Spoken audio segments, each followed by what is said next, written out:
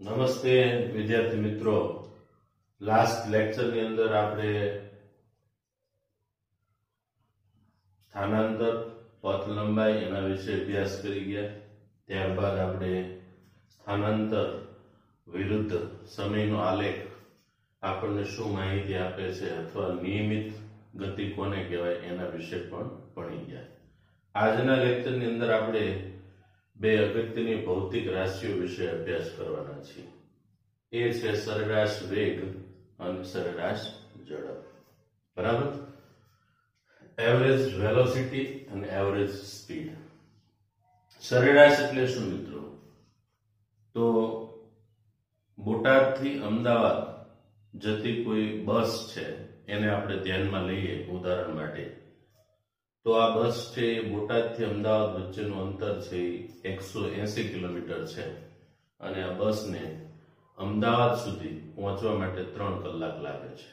તો મિત્રો 180 કિલોમીટરનું ડિસ્ટન્સ છે દરમિયાન આ બસ છે એની સ્પીડ કંઈક વધી હશે, કંઈક ઘટી હશે, કોઈક સ્થળે ઊભી પણ હશે.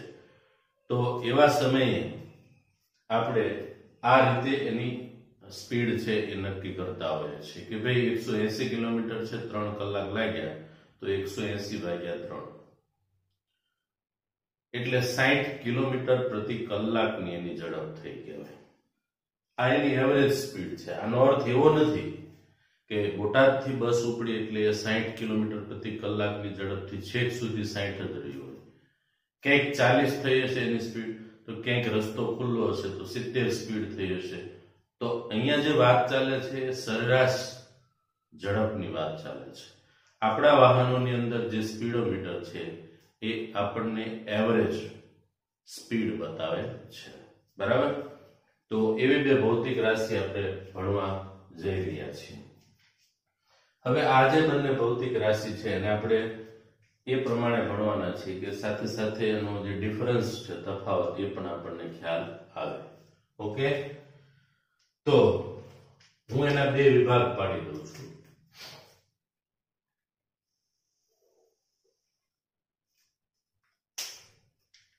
આ બાજુ છે સરેરાશ ઝડપ લખું છું અને આ બાજુ લખું છું સરેરાશ વેગ. વેગ, સરેરાશ વેગ એ સદિશ રાશિ છે, સરેરાશ ઝડપ અદિશ રાશિ છે અને સદિશ અદિશ છે બે વચ્ચેનો ડિફરન્સ મેં કહી દીધો અગાઉ કે કોઈ પણ ભૌતિક રાશિ હોય એ ભૌતિક રાશિને દર્શાવવા માટે અથવા એની માહિતી મેળવવા માટે મૂલ્ય અને દિશા બંનેની જરૂર પડતી હોય તો એ ભૌતિક રાશિને સદિશ કહેવાય. જેને દર્શાવવા માટે માત્ર મૂલ્યની જરૂર પડે અથવા જેને સમજવા માટે માત્ર મૂલ્યની જરૂર પડે અથવા જેની માહિતી માટે માત્ર મૂલ્યની જરૂર પડે એ ભૌતિક રાશિને અદિશ કહેવાય. હવે અહીંયા સરેરાશ ઝડપ એ શું છે? તો સરેરાશ ઝડપ એટલે ચોક્કસ સમયગાળાની અંદર કણે કાપેલું કુલ અંતર છેદમાં કુલ સમયગાળો. એટલે કે પથ લંબાઈ, કાપેલું કુલ અંતર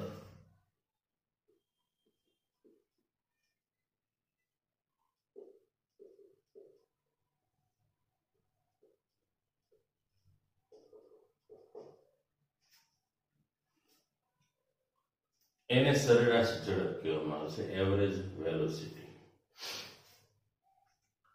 સરેરાશ ઝડપ છે એની સંજ્ઞા આ પ્રમાણે બતાવવામાં આવે છે અથવા ઉપર બારની નિશાની.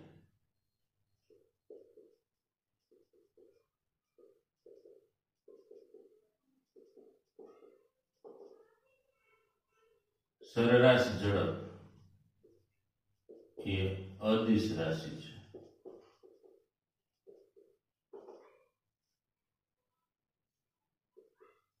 એનો એકમ તો જનરલી એકમની અંદર એસઆઈ એકમ પદ્ધતિ અનુસાર આનો એકમ મીટર છે, જેની સંજ્ઞા આપણે સ્મોલ એમ લખી શકીએ, અને વ્યવહારિક એકમ હોય તો મોટા અંતરો માપવા માટે આપણે કિલોમીટર પ્રતિ કલાક છે, આ મીટર પર સેકન્ડ થશે, એટલે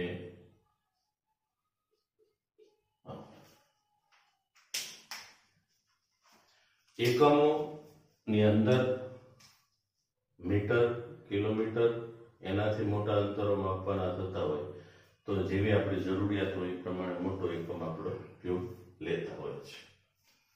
વ્યવહારિક એકમ છે જનરલી કિલોમીટર પ્રતિ કલાકનો ઉપયોગ કરીએ છીએ. બાકી અવકાશી પદાર્થોની અંદર તો અંતર માપવા માટે મોટા એકમો છે. એક પ્રકાશ વર્ષ, યરલી જેને કહીએ છીએ, એક વર્ષમાં પ્રકાશે કાપેલું અંતર હોય. એ સિવાયનો એકમ પાર્સેક છે, એસ્ટ્રોનોમિકલ યુનિટ છે. આ બધા એકમો એવા છે જે ખૂબ જ મોટા અંતરો, જેમ કે અવકાશી પદાર્થો વચ્ચેના અંતરો માપવા માટે વપરાય છે, કારણ કે એ અંતર કિલોમીટર કરતા પણ ઘણો મોટું અંતર હોય છે, અમુક લિમિટ કરતા. બરાબર. તો સરેરાશ ઝડપ એટલે પથ લંબાઈના છેદમાં સમયગાળો, મતલબ ચોક્કસ સમયગાળામાં પદાર્થ કાપેલું કુલ અંતર અને સમયગાળાનો ગુણોત્તર છે એને કહેવામાં આવે છે સરેરાશ ઝડપ. સરેરાશ ઝડપ છે એને કઈ રીતે દર્શાવાય? સરેરાશ ઝડપ એ અદિશ રાશિ છે, તેનો એકમ વ્યવહારિક એકમ એ પણ મેં અહીંયા દર્શાવી દીધું છે. હવે જોઈએ આપણે સરેરાશ વેગ. સરેરાશ વેગ એટલે સ્થાનાંતર ના છેદમાં સમયગાળો. સ્થાનાંતર એટલે આપણે એને ડેલ્ટા એક્સ વડે બતાવ્યું છે, સમયગાળાને ડેલ્ટા ટી કહી દઈએ, અથવા આને x2 - x1 કહીએ, આને t2 - t1 કે અંતિમ સ્થાન માઇનસ પ્રારંભિક સ્થાન. સરેરાશ વેગ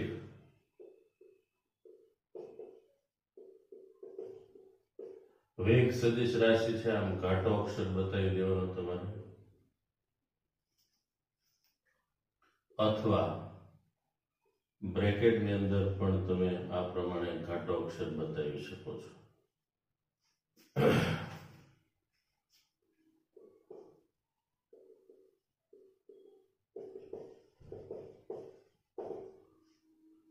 સરેરાશ ઝડપ અદિશ રાશિ, સરેરાશ વેગ છે એ સદિશ રાશિ છે.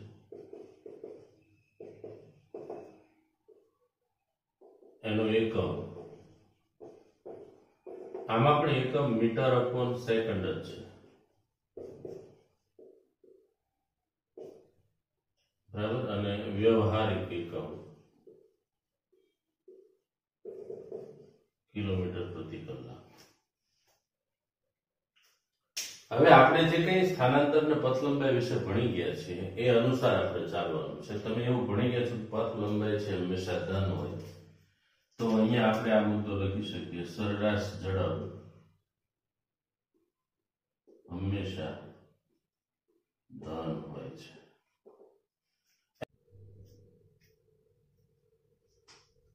સરેરાશ ઝડપ હંમેશા ધન હોય છે, કારણ કે પથ લંબાઈ છે એ ધન હોય, ક્યારેય ઋણ હશે નહીં. સરેરાશ વેગ ધન, ઋણ કે શૂન્ય એ સ્થાનાંતર ઉપર ડિપેન્ડન્ટ છે. એટલે સ્થાનાંતર વિશે આપણે ભણી ગયા છે, ધન હોય, ઋણ હોય ને શૂન્ય પણ હોય છે. બીજો અગત્યનો મુદ્દો કે સરેરાશ ઝડપ છે એ સરેરાશ વેગ જેટલી હોય અથવા એની કરતા વધારે હોય છે.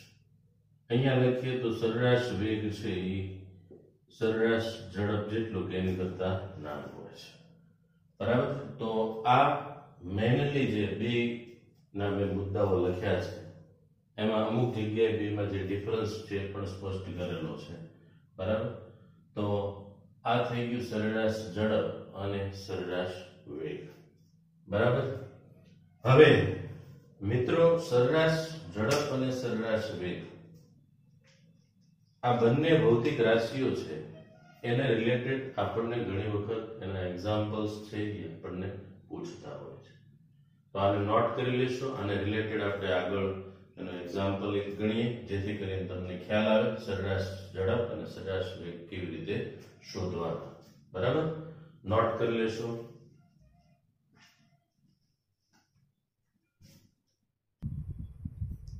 ચાલો મિત્રો, એક આકૃતિ અહીંયા આપણને આપી દીધી છે. એક કાર સુરેખ રેખા પર ગતિ કરે છે, જેમ કે આકૃતિમાં દર્શાવ્યા મુજબ આ કાર છે 18 સેકન્ડમાં O થી P જાય છે. O થી P સુધી એને પહોંચવા માટેનો ટાઈમ છે 18 સેકન્ડ લાગે છે. અને 6 સેકન્ડમાં P થી Q જાય છે.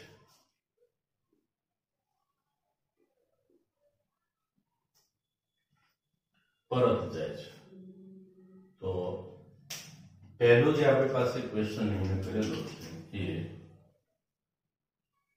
કાર O થી P જાય ત્યારે બે વસ્તુ આપણે શોધવાની છે, સરેરાશ ઝડપ અને સરેરાશ વેગ. સૌથી પહેલા આપણે સરેરાશ ઝડપ મેળવીએ. સરેરાશ ઝડપ એટલે પથ લંબાઈ ના છેદમાં સમયગાળો છે. પથ લંબાઈ એટલે આપણે ભણી ગયા છીએ કાપેલું કુલ અંતર છેદમાં સમયગાળો.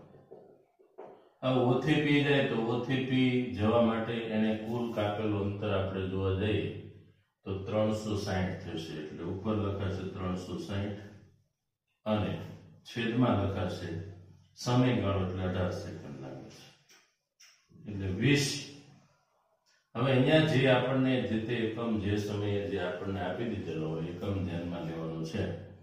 આ દાખલા તરીકે સ્કેલ આપણને મીટરમાં આપી દીધો હોય, બરાબર, કિલોમીટરમાં, સોરી, તો કિલોમીટર પ્રમાણે ચાલવાનું છે. 20 મીટરમાં તો મીટર પ્રમાણે ચાલવાનું છે, એટલે 18 દુ 36 થશે, એટલે 20 મીટર પર સેકન્ડ, અથવા તમે જે પ્રમાણે એકમ કિલોમીટર પ્રતિ સેકન્ડ હોય તો કિલોમીટર પ્રતિ સેકન્ડ.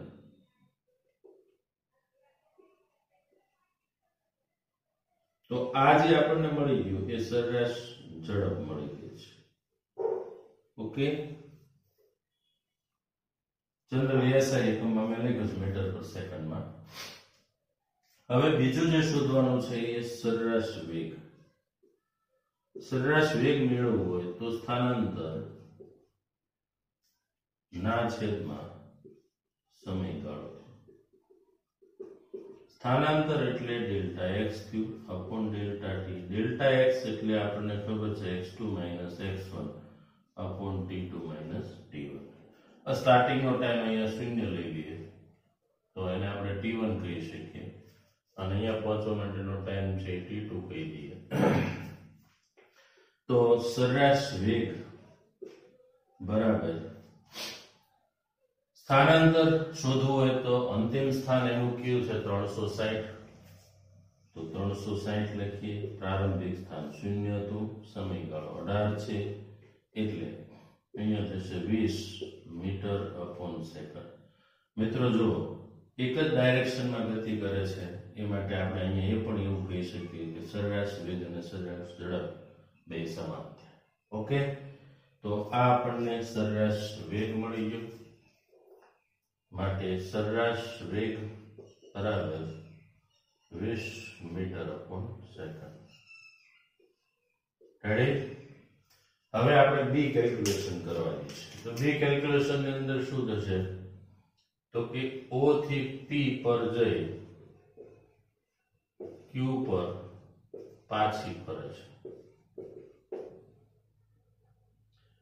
ત્યારે તેનો સરેરાશ વેગ એટલે સરેરાશ વેગ બરાબર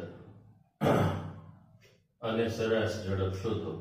તો પહેલા ઝડપ મેળવી લઈએ, પથ લંબાઈ છેદમાં સમયગાળો.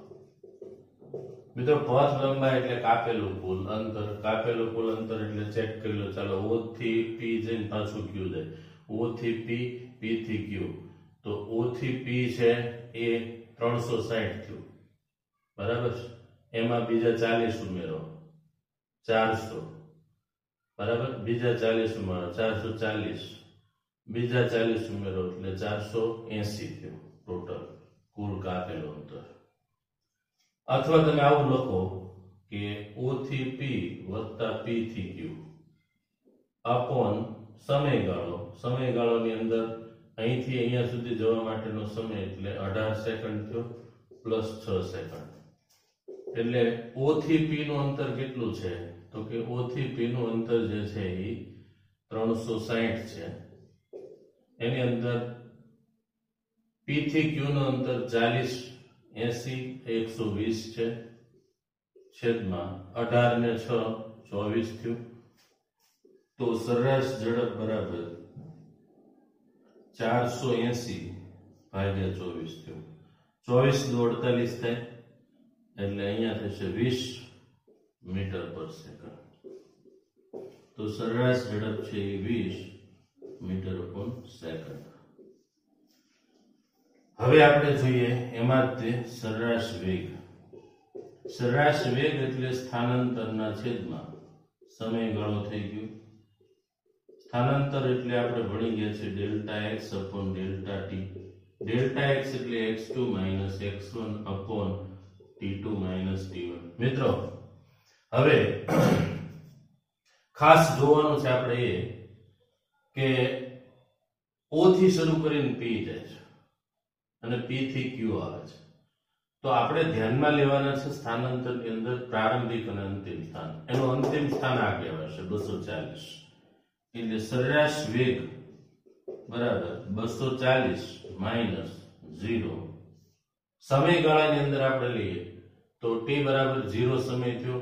આ 6 સેકન્ડ ઉમેરી દેવાની છે એટલે ટોટલ થશે 24, બરાબર. એટલે અહીંયા 240 ભાગ્યા 24 યાની 10 મીટર પર સેકન્ડ થયું. એટલે સરેરાશ વેગ એવો 10 મીટર પર સેકન્ડ. તો આગળ આપણે તફાવતની અંદર જોયું હતું કે સરેરાશ વેગ અને સરેરાશ ઝડપ સમાન હોઈ શકે. તો અહીં આપણે મેળવ્યું પણ ખરું. આ જોઈ શકો બે ઇક્વેશન બે સરખા છે. અને સરેરાશ વેગ છે સરેરાશ ઝડપ કરતા નાનો હોય એ પણ આપણે જોઈએ, બરાબર. કદાચ O થી P જઈને P થી O પાછો આવે તો સ્થાનાંતર શૂન્ય થઈ જાય તો સરેરાશ વેગ છે આપણને 0 મળે. અને મેં કીધું હતું સરેરાશ વેગ છે એ સ્થાનાંતર જે પ્રમાણે હોય ધન ઋણ કે શૂન્ય એ પ્રમાણે હોવાનું છે. ઓકે, તો આને નોટ કરી દેશો. અને હંમેશા યાદ રાખજો એક જ દિશામાં ગતિ કરતા કણ માટે સરેરાશ વેગ અને સરેરાશ ઝડપ છે તમને સમાન મળવાના છે, બરાબર. નોટ કરી લ્યો.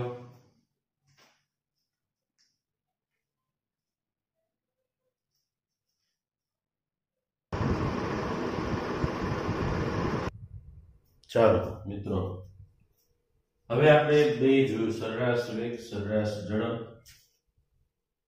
હવે x વિરુદ્ધ t નો આલેખ હોય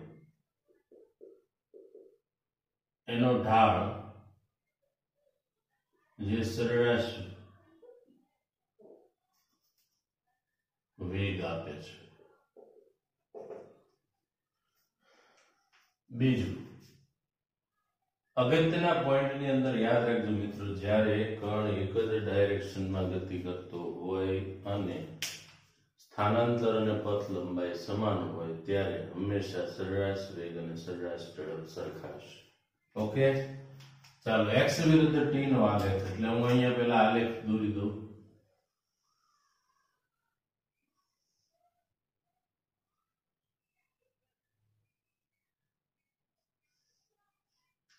દાખલા તરીકે આ x અક્ષ છે, આ y અક્ષ છે. x અક્ષ ઉપર આપણે સમય બતાવી દઈએ અને અહીંયા સ્થાન બતાવી દઈએ છીએ. x વિરુદ્ધ t નો આલેખ હોય અને આલેખ આ પ્રમાણે આપેલો હોય તો આપણે એવું કહી શકીએ કે સમય સાથે કણનું સ્થાન બદલાતું નથી એટલે કણ સ્થિર છે,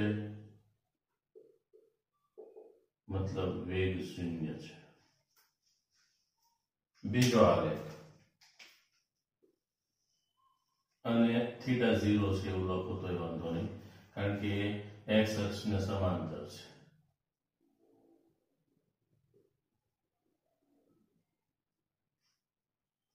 ઘણી જગ્યાએ અથવા ઘણી વખત આપણને આલેખ છે એ આ મુજબનો પણ મળી શકે, જેમ કે અહીંયા સમય લઈ લો, અહીંયા x લઈ લો, ઉગમ બિંદુ છે, આલેખ આ પ્રમાણેનો મળતો હોય, એ બિંદુ પાસે જ્યારે કણ પહોંચ્યો હોય ત્યારે એને લાગેલો સમય એને t1 કહી દો, એને કાપેલું અંતર t1 સમયમાં x1 થશે, જ્યારે કણ બી બિંદુએ પહોંચેલો હશે ત્યારે એને લાગેલો સમય t2 છે, એને કાપેલું અંતર x2 છે. હવે મિત્રો અહીંયા આ પ્રમાણે પણ આપણે ગણતરી જે રીતે આપણે સરેરાશ ઝડપ મેળવતા હતા આ રીતે પણ મેળવી શકીએ છીએ. તમે આ બે બિંદુને જોડી દો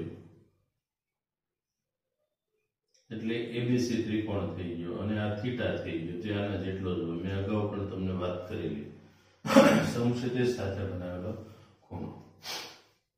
તો આના પરથી આપણે આવું લખીએ tan થીટા ઇક્વલ્સ ટુ સામેની બાજુ એટલે બીસી થઈ ગયું, પાસેની બાજુ એટલે એસી થઈ ગયું, એટલે કે tan theta is equal to BC means આપણને ખ્યાલ છે કે x2 માઇનસ x1 થાય અને એસી એટલે t2 માઇનસ t1 થાય. મતલબ કે tan theta is equal to delta x upon delta t થયું. હવે આપણે ભણી ગયા કે આ delta x upon delta t એટલે સરેરાશ ઝડપ કહેવાય. એટલે x વિરુદ્ધ t ના આલેખનો ઢાળ સરેરાશ ઝડપ આપે છે. ઓકે, બીજું એ પણ કહી શકો કે આ રીતનો આલેખ હશે તો સરેરાશ ઝડપ ધન મળે, સરેરાશ વેગ, સરેરાશ ઝડપ તો હંમેશા કેવી હોય ને ધન જ હોય ને સરેરાશ વેગની વાત કરી. ત્રીજો આલેખ છે આ મુજબનો કોઈ આલેખ આપેલો હોય. એવું બની શકે કે કણ છે એની ઝડપ વધારે હોય, એમાંથી ધીમે ધીમે ઘટતી જતી હોય એવો આલેખ મારે દર્શાવવો હોય.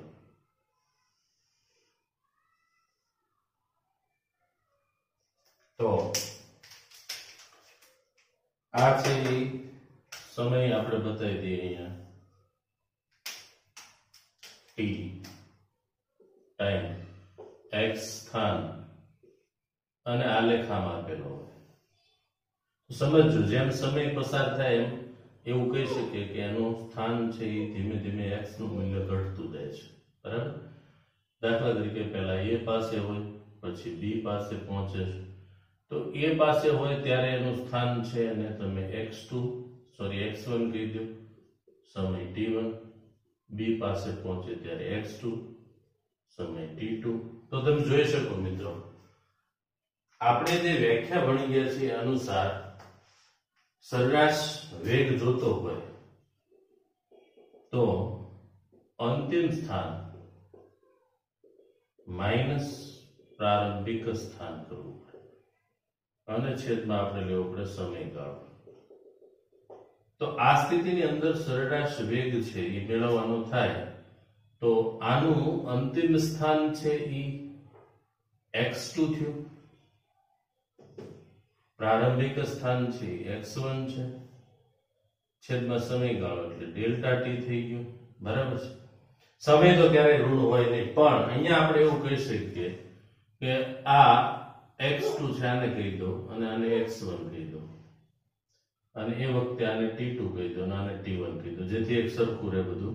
તો અહીંયા તમે આવું લખી શકશો x1 માઇનસ x2. હવે તમને ખ્યાલ છે કે અહીંયા x1 અને x2 આ બે માંથી મોટું કોણ છે?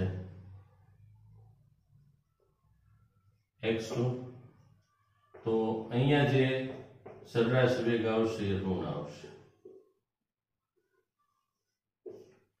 એટલે આ પ્રમાણેનું હોય તો સરેરાશ વેગ છે ઋણ આવશે, બરાબર છે. અને આમે તમે કહી શકો કે અહીંયા જે થીટા છે એ થીટા 90 કરતા વધારે છે, 90 ડિગ્રી કરતા વધારે હોય એટલે એ બીજા ચરણમાં આવે, ઓલ એસટીસી, જ્યાં સાઇન ધન હોય.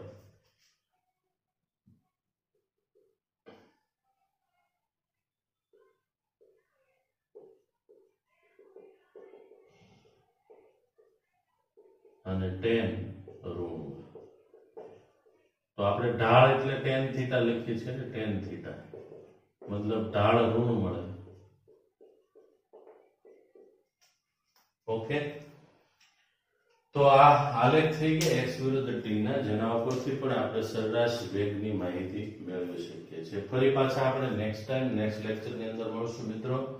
ત્યાં સુધી આજે જે એક નોર્મલ એક્ઝામ્પલ તમને ગણાવ્યો છે એ હોમવર્કમાં લખી અને વોટ્સઅપ કરી દેજો. ઓકે, ફરી પાછા નેક્સ્ટ ટાઈમ મળશું.